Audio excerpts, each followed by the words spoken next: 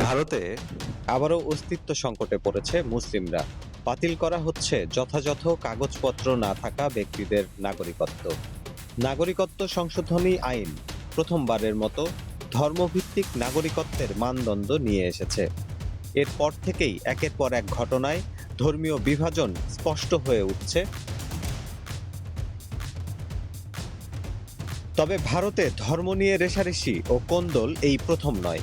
1947 সালে ধর্মের ভিত্তিতে হিন্দুস্তান পাকিস্তান ভাগ হওয়ার পর থেকেই দেশটিতে সাম্প্রদায়িক দাঙ্গা লেগেই আছে।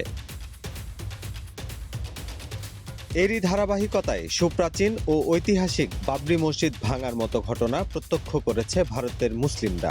It is not the community which is feeling the heat. It is the opposition parties who are using Muslim community as a shield. They are feeling the heat. নাগরিকত্ব বিষয়ে সংশোধনী নতুন এই আইন উগ্র হিন্দুত্ববাদী বিজেপি শাসিত ভারতে মুসলিম বিদ্বেষের মাত্রা আরও বাড়িয়ে তুলবে বলে ধারণা বিশেষজ্ঞদের। কাশ্মীরের পেহেলগাম হামলার পর ভারতে অবৈধ মুসলিম অভিবাসীদের বিরুদ্ধে দমন নীতি আরও জোরদার হয়েছে। গুজরাট, মহারাষ্ট্র, দিল্লি সহ বিভিন্ন রাজ্যে পুলিশ বহু মুসলমানকে ধরে নিয়ে যাচ্ছে বলে গুঞ্জন উঠেছে।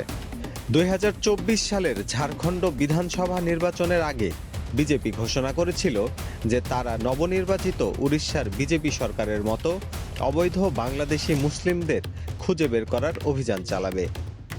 গত বছরের শেষের দিকে হিন্দুত্ববাদী সংগঠন হিন্দু সেনা ভারতের বিখ্যাত আজমির শরীফের নিচে শিব মন্দির আছে এমন দাবি করে আদালতে পিটিশন দায়ের করে। এমনকি বারাণসী, মথুরা ও ধরর ভোজশালা সহ সারা দেশের বড় মাজারগুলোর ক্ষেত্রেও একই দাবি তুলেছে হিন্দু সেনা।